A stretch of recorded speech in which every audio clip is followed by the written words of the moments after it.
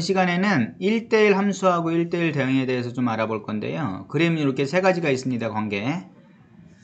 자, 첫 번째 그림을 보면 1이 A로 가고 2는 D로 가고 3은 B로 갔어요. 두 번째 그림은 1B, 2C, 3A, 4D. 세 번째는 1A, 2C, 3C, 4D. 요 그림 1과 2와 3의 특징을 잘 보면은 그림 1과 2는 정역에 있는 원소가 다르면은 다른 곳으로 값어, 함수값이. 근데 그림 3을 보면은 이게 어디로 가 있어요? 2가 C로 가고 3이 C로 같은 값으로 갔죠, 이렇게. 그래서 우리가 1대1 함수라고 하는 것은 뭐라고 하냐면은 x1의 원소와 x2의 원소가 다르면 fx와 함수값 있죠? 함수값도 다르게 갈 때 우리가 그러한 관계를 뭐라고 하냐면 1대1 함수라고 얘기를 합니다. 자, 그런데 얘 같은 경우는 어때? 얘 같은 경우 그림 1은 그림 1대1 함수 되죠? 돼요? 돼. 두 번째도 다른 것은 다른 곳으로 다 각각 갔죠. 근데 얘는 돼? 안 돼? 안 되죠. 다른 곳으로 같은 곳으로 갔잖아. 2도 3도 같은 C로 갔잖아. 그죠? 그래서 그림 3번 같은 경우는 1대1 함수라고 하지 않는다. 자, 그 중에서 우리가 1대1 대응이라고 하는 것이 있는데 1대1 대응은 어떤 1대1 대응이라고 하냐면은 기본적으로 1대1 함수는 돼야 돼. 기본적으로 1대1 함수는 돼야 되고 다른 것은 다른 것으로 가야 돼요. 그 다음에 치역하고 공역이 같아야 돼요. 치역과 공역이 같아야 돼. 모두 대응이 돼야 된다는 게 결국은. 자, 그러면 여기 그림 1을 보세요. 그림 1은 1대1 함수는 돼. 그죠? 다른 건 다른 것으로 갔어. 근데 보면은 알겠지만 여기 C 있죠? C가 대응이 안 돼 있죠. 치역과 공역 같지 않죠. 근데 그림 2번은 어때? 공역이 A, B, C, D죠. 또 함수값들 모아놓은 것도 다 A, B, C, D죠. 그래서 그림 2번 같은 경우는 뭐가 되냐면은 1대1 대응도 돼요. 그림 2번 같은 1대1 대응도 된다. 자, 이제 1대1 함수와 1대1 대응이 어떻게 되는지 이제 구분할 수 있겠죠? 자, 문제를 통해서 한 번 더 보고 갈게요. 다음 중에서 1대1 함수인 것을 모두 찾아라 그랬어. 1대1 함수는 뭐야? 그렇지, 다른 것이 다른 것으로만 가면 돼요. 그런데 치역하고 공역까지 같으면 1대1 대응이 되는 거라고 얘기했죠? 자, y는 3x-2. 1번 생각해 볼까요? 직선이죠. 다른 값을 대입하면 다른 값이 나와야 돼. 그죠? 그러면 y절편 마이너스 2죠. x절편 이항하면 3분의 2가 되겠네. 그죠? 뭐 이러한 직선이 나올 거예요. 어떤 두 개의 x값을 잡아도 다른 값으로 가죠. 같은 값으로 갈 수가 없죠. 얘는. 그래서 얘는 뭐가 1대1 함수가 된다. 1대1 함수 된다. 자, 2번 볼까요? y는 마이너스 x제곱 플러스 1이죠. 뭔가를 제곱하면 양수가 다 되죠. 우리 이런 거 볼까요? 만약에 f1을 한번 대입해 보세요. 함수값이 얼마인가? 1 대입하면 0이 나오죠. 0. 그 다음에 f-1을 대입해도 마이너스를 제곱하면은 1이니까 1에다 마이너스 2 있으니까 마이너스 1에다 1 더하면 0이 나오죠. 결국. 자, 다른 x의 값이 다르면 함수값이 다르게 나와야 되는데 어떻게 함수값이 같이 나오죠. 따라서 얘는 뭐야? 1대1 함수가 안 되죠. 얘는 그래프로 그려봐도 확연히 알 수가 있어요. x축 y축. 자, 얘는 어때? y절편이 1이니까 여기 1을 지나죠. 이렇게 이 점을 지나죠. 그 다음에 얘가 꼭지점이 되죠.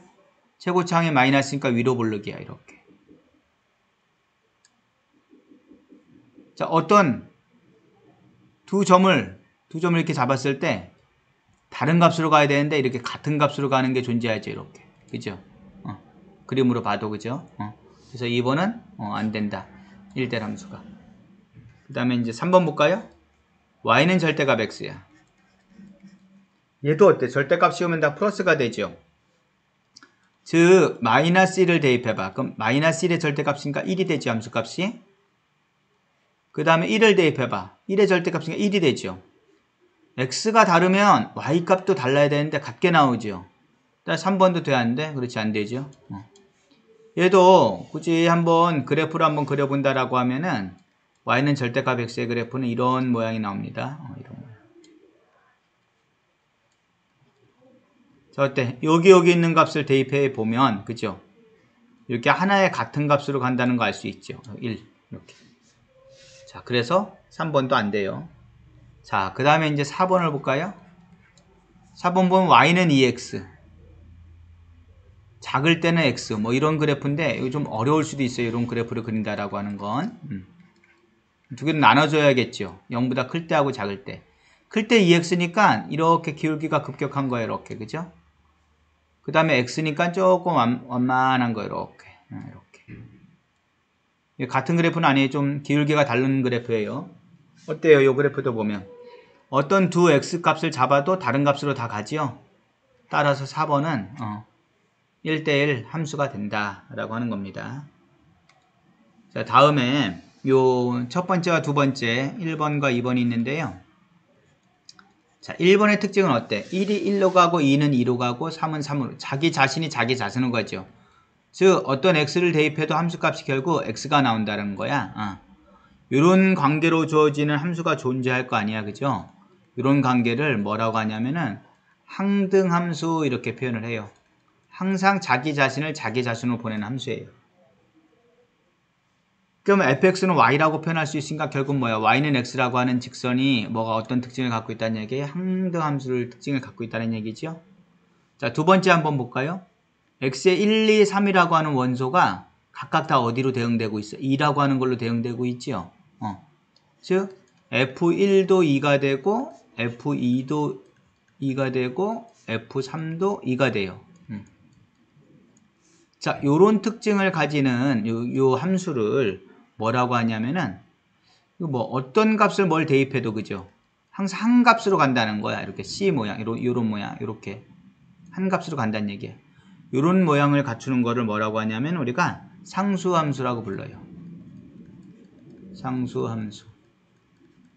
여기서 C는 당연히 상수겠죠? 상수. 자, 문제 7번을 볼까요? 다음 중에서 우리가 조금 전에 봤던 항등함수하고, 그죠? 항등함수하고 상수함수의 그래프를 각각 찾아라 그랬죠. 자, 1번 볼까요?